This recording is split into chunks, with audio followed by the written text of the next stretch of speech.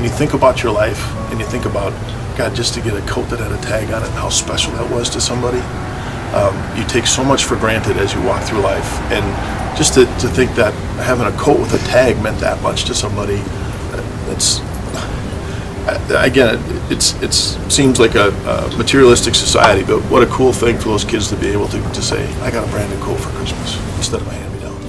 Yeah.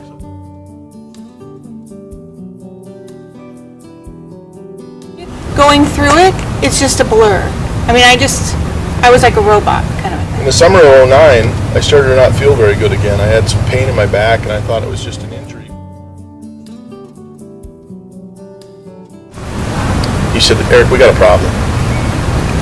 And that was kind of where it started. He said, Eric, you said I don't think you have more than 2 months to live. So, you need to get your affairs in order and think about things. I didn't care. I just wanted to be here, because in my mind, I've got a 9 and a 7-year-old at the time, and I'm thinking, I just got to survive. I just got to be here for them. Because my job isn't finished, and that's. When you first announced it, the kids are like, "Come on, let's do it." I'm like, "Oh my God, I can't do another thing." But then I just kind of sat there and thought about the whole time. I approached you after church and said, "Okay, we'll take it over." So, and it just kind of hit me.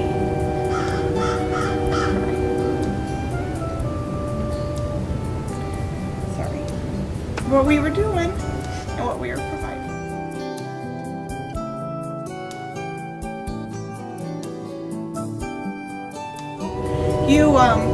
You did your deed. You did it for a year. You've even done it for 2 years. Why do you have to keep going?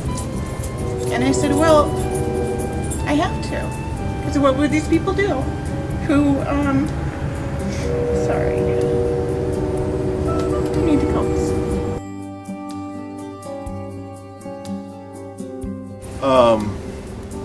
For me, there were a couple of real defining moments throughout all of this, and the first one was with the second diagnosis, when it just felt like the first time through this, God kind of shook me on the shoulder in '08 and said, "Hey, you got to slow down because you're a workaholic and you're not home with the kids and the family and doing those things."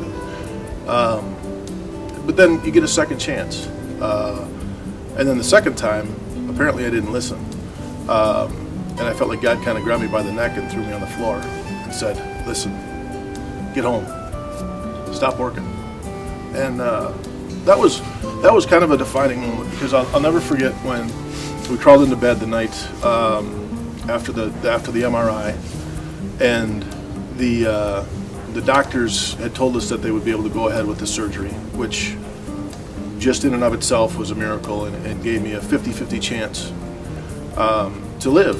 And I'll never forget Jake and Emma getting into bed next to me and saying, "Dad, you'll be there to walk me down the aisle." So having, and Jake saying, "You'll be able to be there to watch me play football." So those were some really defining moments, but I'll never forget that. I'll never forget the day that I actually went into surgery and I kissed Karen goodbye, and I thought, I wasn't confident the second day that I would survive. And when I kissed Karen goodbye that morning, I thought that was the last time I would see her. And my mom said, "Don't worry." She said, "Eric, you're wrapped in a blanket of prayer."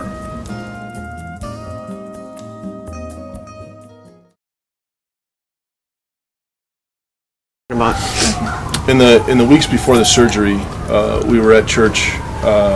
It was actually the last Sunday before we headed down to Mayo, and Pastor Jules suggested that we did kind of a laying on of hands, and called me forward to the altar. And I didn't know that was something that she had in mind, and going up to the altar and kneeling there and having so many people just reach out. It felt like the whole church came forward. I think it was. It's like a sea of people. And put their hands on us as a family, and just it it was like an electric charge coming through your body. I mean, you physically felt the power of this. And again, just the safety net that you knew that was there for whether it was going to be a good event or a bad event, we didn't know at that time. And just to know that, in my mind, if it didn't work out, that the kids in Karen would be okay because of this family. And it just again was just such a powerful experience. Murph.